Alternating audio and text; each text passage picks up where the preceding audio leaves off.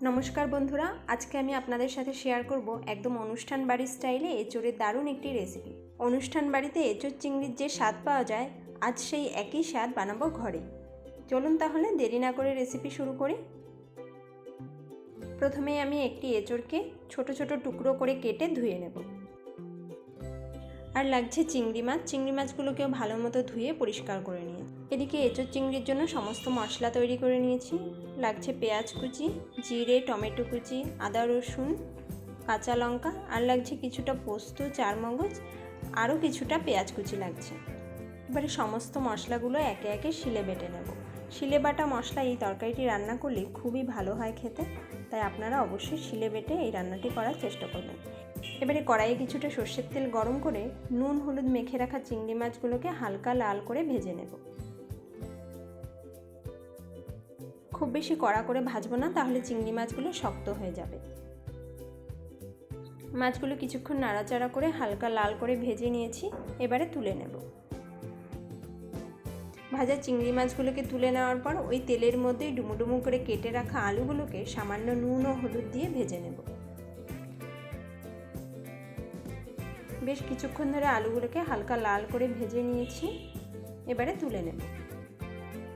এরপরে কড়াইতে আরও কিছুটা সর্ষের তেল দিয়ে তেল গরম হলে কিছুটা জিরে ফোড়ন দেব। জিরে একটু ভাজা হলে দিয়ে দেব টুকরো করে কেটে রাখা এঁচোড়। এখানে কিন্তু আমি এঁচোড়গুলোকে সেদ্ধ না করেই তেলে ভেজে নেব। আপনারা চাইলে সামান্য নুন হলুদ দিয়ে কিছুক্ষণ সেদ্ধ করে নিতে পারেন, এতে রান্নাটা খুবই তাড়াতাড়ি হয়ে যাবে। এখন কিছুটা নুন ও হলুদ দিয়ে ভালো মতো এঁচোড়গুলোকে ভেজে নেব। এঁচোড় 5 থেকে 6 মিনিট আমি এইভাবেই ভেজে নিতে থাকবো, তাহলে এঁচোড় অনেকটাই সেদ্ধ হয়ে যাবে। এরপর দিচ্ছি কাশ্মীরি লঙ্কা গুঁড়ো। কাশ্মীরি লঙ্কা গুঁড়ো দিলে খুবই সুন্দর একটা কালার চলে আসে এবং তরকারিটা দেখতেও খুব ভালো হয়। এঁচোড় খুব সুন্দরভাবে ভাজা হয়ে গেছে, এবারে তুলে নিচ্ছি। এরপর কড়াই পরিষ্কার করে নিয়ে দিয়ে দেবো খানিকটা সর্ষের তেল। তেল ভালো মতো গরম হয়ে গেলে ফোড়নে দেব 2 শুকনো লঙ্কা, তেজপাতা, আর দিলাম কয়েকটা গোটা গরম মশলা।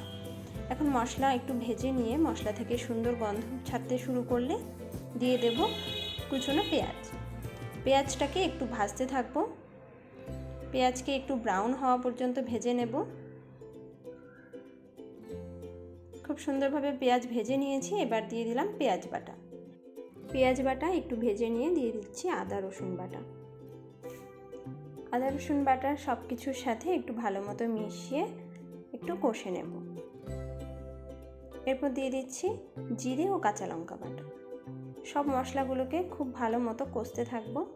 এরপর টমেটো কুচি দিয়ে সব কিছু ভালো মতো কষে নেব, টমেটোর কাঁচা গন্ধ চলে যাওয়া পর্যন্ত। এবারে দিচ্ছি 1 চামচ হলুদ গুঁড়ো, 2 চামচ কাশ্মীরি লঙ্কা গুঁড়ো। এখন একটু নেড়ে নিচ্ছি। কাশ্মীরি লঙ্কা গুঁড়ো দেওয়ার ফলে তরকারির কালারটা এতটাই সুন্দর হয় দেখতে যে একদম অনুষ্ঠান বাড়ির তরকারির মতোই মনে হবে। এখন দিচ্ছি 2 চামচ শুকনো লঙ্কা গুঁড়ো। এবারে সমস্ত মশলা ভালো মতো নেড়ে চেড়ে কষতে থাকবো। এই সময় ফ্লেম একদম মিডিয়ামে রাখতে হবে। এবারে দিলাম স্বাদ মতো লবণ আর 1/2 চামচ চিনি দিয়ে সব কিছুকে ভালো মতো কষে নেব। চিনি দিলে মশলার ব্যালেন্সটা খুব ভালো হয় এবং কালারটাও খুব সুন্দর আসে। এবারে চারমগজ ও পোস্ত বাটা দিয়ে খুব ভালো মতো মশলাকে কষবো। যতক্ষণ পর্যন্ত না মশলা থেকে তেল ছাড়ছে ততক্ষণ পর্যন্ত কষতে হবে। এই সময় গ্যাসের ফ্লেম একদম লোতে রেখে কন্টিনিউ নেড়ে চেড়ে মশলা কষে নিতে হবে, নয়তো মশলার নিচে লেগে পুড়ে যেতে পারে।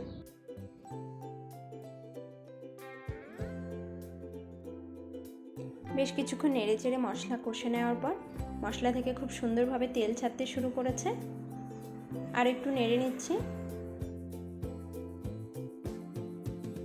এখন সমস্ত মশলার কাঁচা গন্ধ চলে গেছে এবং খুব সুন্দর একটা সুগন্ধ বের হচ্ছে।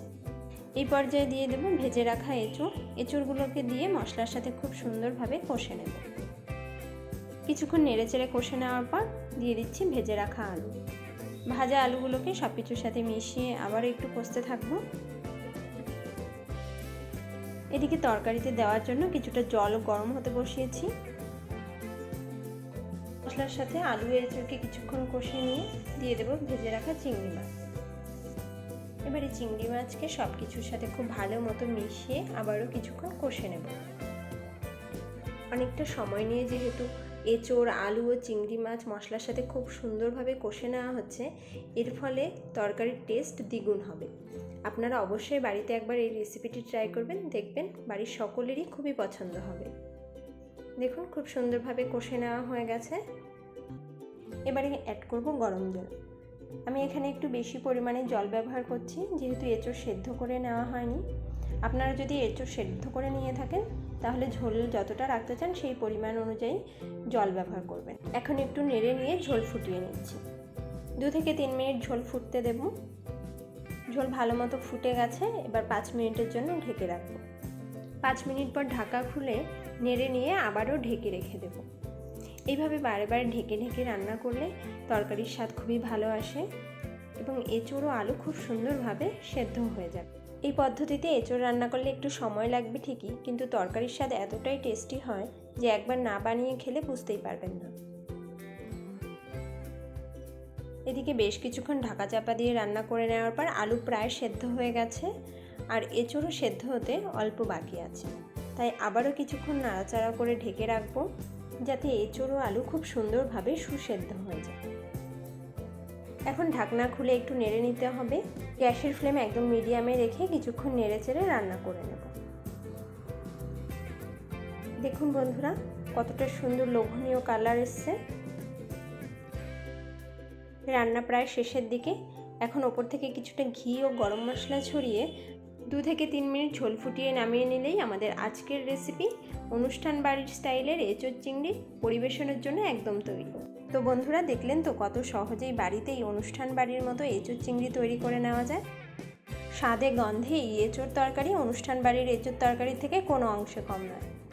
আশা করছি ভিডিওটি আপনাদের খুবই ভালো লেগেছে। যদি ভিডিওটি ফেসবুক থেকে দেখে থাকেন তাহলে লাইক ও ফলো করে পাশে থাকবেন। আর যদি ইউটিউবের বন্ধু হয়ে থাকেন তাহলে লাইক, কমেন্ট এবং শেয়ার করে আমার চ্যানেলটি সাবস্ক্রাইব করে নেবেন। এমন নতুন নতুন রেসিপির ভিডিও পাওয়ার জন্য অবশ্যই পাশে থাকবেন। এবারে এঁচোড় তরকারিটি আমি একটি পাত্রে নামিয়ে নিচ্ছি। দেখুন বন্ধুরা গ্রেভির ঘনত্ব একদম পারফেক্ট আছে। ভাত, রুটি, পরোটার সাথে এই তরকারিটি একদম জমে যাবে। আর যদি গরম গরম লুচি আর পোলাওয়ের সাথে পরিবেশন করে নেন তাহলে তো আর কোনো কথাই হবে না। আপনারা অবশ্যই বাড়িতে বানাবেন এবং আমাকে কমেন্টে জানাবেন যে আপনাদের কেমন লেগেছে। এমন বিভিন্ন ধরনের সুস্বাদু রান্নার রেসিপি পাওয়ার জন্য পাশে থাকার অনুরোধ রইল। শীঘ্রই ফিরে আসব নতুন কোনো রান্নার রেসিপির ভিডিও নিয়ে। ধন্যবাদ।